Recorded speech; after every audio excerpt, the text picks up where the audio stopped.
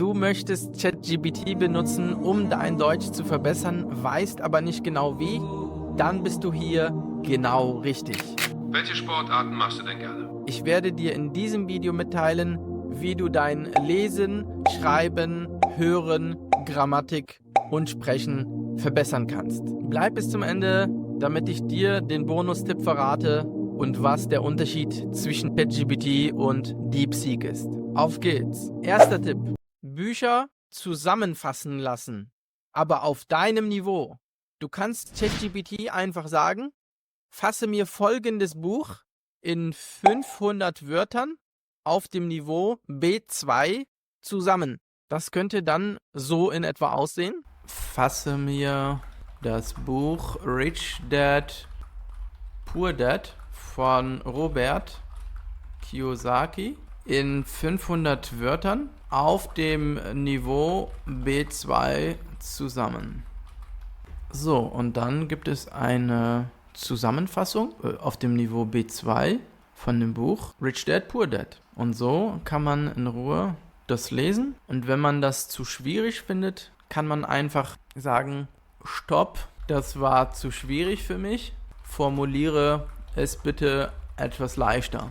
Und dann gibt es den Text nochmal in etwas leichter. Auf diese Art und Weise kann man sehr gut Bücher zusammenfassen. Tipp Nummer 2: Filme zusammenfassen. Lass dem Video ein Like da und abonniere den Kanal. Weiter geht's. Ein weiterer Weg, um sein Deutsch zu verbessern, ist es, ChatGPT zu bitten, einen Film zusammenzufassen, den man gerne geschaut hat. Jeder von uns hat sich viele Filme in seinem Leben angeschaut. Und diese kann man sich von ChatGPT auf dem eigenen Niveau zusammenfassen lassen. Das könnte man ungefähr wie folgt machen. Fasse mir den Film Rush Hour von Jackie Chan zusammen auf dem Niveau B1 in 300 Wörtern. Rush Hour Zusammenfassung. Der Film Rush Hour ist eine Actionkomödie aus dem Jahr 1998 mit Jackie Chan und Chris Tucker in den Hauptrollen.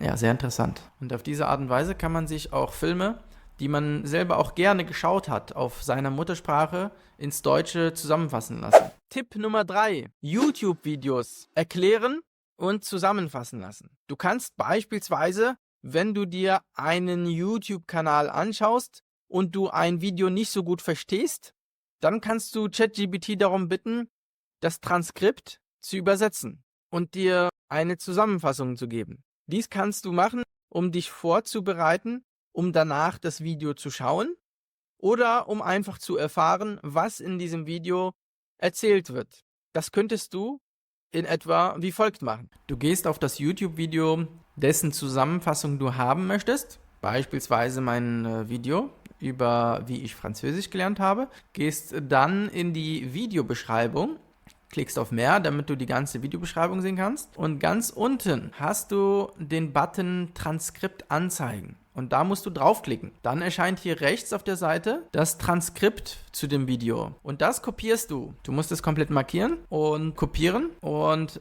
diesen Text nimmst du und fügst diesen dann bei ChatGPT ein. Bevor du ihn einfügst, schreibst du erstmal deine Anfrage. Fasse mir folgendes Transkript zusammen auf B1 Deutsch. So, und dann macht man Doppelpunkt, fügt den Text ein und drückt auf Enter und dann zack, kommt da die Zusammenfassung des Videos. Und hier sieht man tatsächlich die Phasen, von denen ich gesprochen habe in dem Video: Lernen mit einem Lehrer, Lernen durch Hören und so weiter. Auf diese Art und Weise kannst du jedes Video auf YouTube schauen und verstehen, auch wenn es über deinem Niveau ist. Tipp Nummer 4: Neue Vokabeln in eine Geschichte einbinden. Wenn du beispielsweise neue Vokabeln bekommen hast, sei es in einem Unterricht auf italki mit einem Deutschlehrer oder vielleicht in einem Buch oder sonst irgendwo in einer Zeitung, und du möchtest dir diese neuen Wörter gut einprägen, dann kannst du mit diesen Wörtern zu ChatGPT gehen und diese dort eintragen und ChatGPT darum bitten, aus diesen Wörtern bitte eine Geschichte zu machen,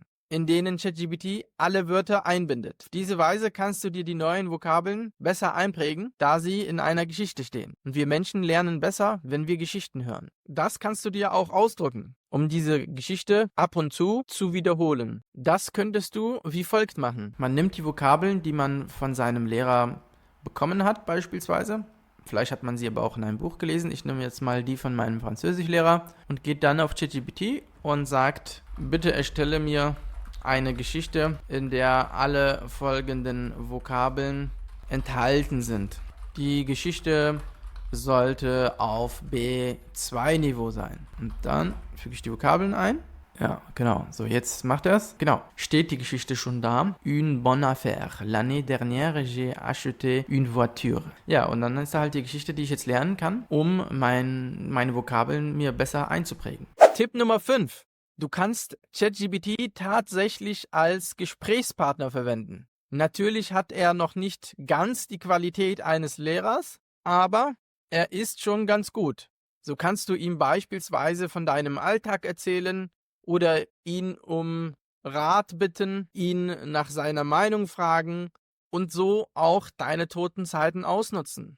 Das kannst du auch machen, während du beispielsweise am Kochen bist oder andere Dinge im Haushalt erledigst. Das könntest du dann in etwa wie folgt machen. Hallo, ChatGPT. Hallo, wie kann ich dir heute helfen? Ich habe das B2-Niveau auf Deutsch und möchte mit dir mein Sprechen üben. Das klingt gut. Welches Thema möchtest du besprechen, um dann Deutsch zu üben? Ich weiß nicht. Also ich mache 3-mal in der Woche Sport. Das ist großartig. Welche Sportarten machst du denn gerne? Ich mache zurzeit Kickboxen und ein bisschen Taekwondo. Das klingt spannend. Wie lange machst du schon Kickboxen und Taekwondo? Ich mache das erst seit 3 Monaten ungefähr. Das ist eine gute Zeit, um die Grundlagen zu lernen. Macht es dir Spaß? Ja, das macht mir Spaß, aber ich war für einen Monat krank. Das ist schade. Geht es dir jetzt wieder besser? Mir geht es jetzt wieder besser und am Samstag möchte ich wieder anfangen, Sport zu machen. Das ist eine gute Nachricht. Tipp Nummer 6. Du kannst ChatGPT als Grammatiklehrer benutzen. Dabei kannst du einfach die Themen, bei denen du Schwierigkeiten hast, konkret ansprechen und um konkrete Übungen bitten. So brauchst du keine Lehrbücher mehr, sondern du kannst tatsächlich mit ChatGPT deine Grammatik auf das nächste Niveau bringen. Das könntest du dann in etwa wie folgt machen. Erkläre mir den Unterschied zwischen Präteritum und Perfekt. So, dann kommt die Erklärung. Er sagt, dass Präteritum in der Schriftsprache, also im Schriftlichen benutzt wird und Perfekt hauptsächlich dann in der gesprochenen Sprache. Und das ist wirklich so. Und dann kommt halt eine Erklärung und natürlich auch Beispiele.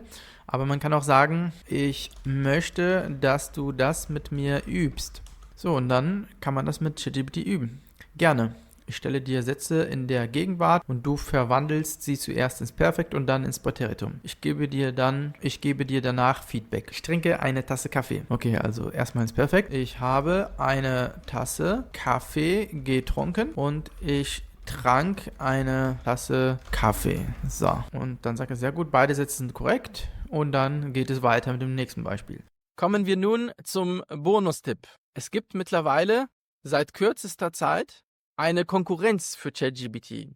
Und diese heißt DeepSeek. Sie kommt aus China und ich benutze sie seit etwa 2 Tagen, aber habe sie schon relativ oft benutzt. Ich habe meine Anfragen sowohl an ChatGPT gestellt, als auch an DeepSeek, um diese miteinander zu vergleichen. Und ich muss sagen, ich bin sehr überrascht über die Qualität von DeepSeek. DeepSeek ist bei den Antworten immer mindestens genauso gut gewesen und manchmal sogar ein bisschen besser als ChatGPT. Das heißt, du kannst für all diese Übungen auch DeepSeek benutzen. Allerdings gibt es auch 2 Nachteile, die ich bisher schon festgestellt habe. Erstens ist der Server bei DeepSeek manchmal überlastet, so dass du manchmal keine Antwort kriegst und wieder ChatGPT benutzen musst. Und der zweite Nachteil ist, dass man bei DeepSeek noch nicht die Audiofunktion benutzen kann.